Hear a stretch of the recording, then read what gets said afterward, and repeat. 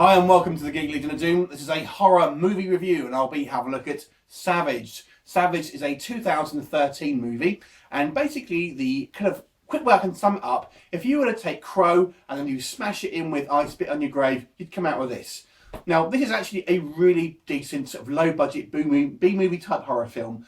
Now I'm going to go into a couple of mild spoilers with my review, so if you kind of want to avoid any sort of spoilers, then just go and check it out and come back and watch it. But basically it's a great movie, but I'm not going to go into too much detail, but suffice to say, the plot here is about a young lady called Zoe who kind of wants to go across country to kind of meet her long distance boyfriend. She decides to sort of go through this kind of desert area in America, and she's kind of one of these sort of selfie obsessed young people, and she decides to sort of stop off at these various locations, take pictures of herself, send to her boyfriend, and on one of these locations she unwittingly sort of is witness to these group of redneck types who are slaughtering these Native Americans just because they can.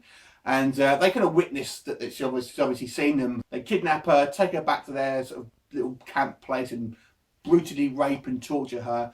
And these guys for generations have been killing and murdering sort of Native Americans, and they kind of leave her for dead, but she's sort of saved by this kind of shaman sort of medicine man guy who sort of tries to bring her back from the kind of the dead, but unwittingly brings back this sort of spirit of a kind of long dead Apache warrior, as well as her own spirit, and they kind of merge into this kind of one zombie, like Crow-like sort of avenging character, and she kind of goes on a bloody revenge for sort of both her and this kind of Apache warrior.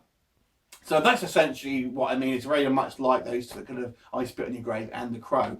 So what's good about this movie? Well, it's actually a very, very well-made movie and a very engaging film. It's not the most original film. I will say that, to say it does really borrow pretty much the exact same plot of The Crow. It's done well, and the characters, even Zoe, who doesn't really say much because she's actually deaf, still comes across as a very expressive character, and you do really feel for her plight, and you kind of really buy into her character, and you end up really sort of feeling for her. Another thing I kind of liked is that the roles are flipped. Normally you've kind of got the male hero who's kind of going to try and save the girl, and in this particular movie you've got the female hero who really just goes and tries to save her boyfriend, who ends up sort of getting captured by these kind of rednecks. So the plot is relatively simple, as I say. There's the effects here, I guess if I had to have a kind of really any negative, really, some of the effects look a little bit cheap in regards to the sort of when they try and do like video effects, like a car crash, for example, which looks pretty bad.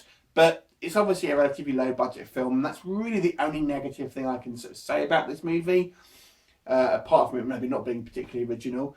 But if you can kind of look past that, it's just a very, very well made film.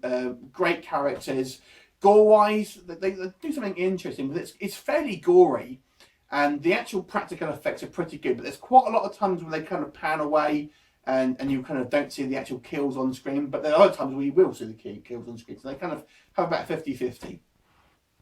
But I thought it was an excellent movie. I can't really sort of say too much more without kind of going into sort of too many spoiler territories, but suffice to say, it's very much like The Crow. If you've seen that film, you're going to love this film. And if you're a fan of the kind of your B-movie horror movies, you're going to love this movie. I think the actress who plays Zoe does a really great performance, considering she barely has any lines, and every line she has just kind of moans and stuff like that.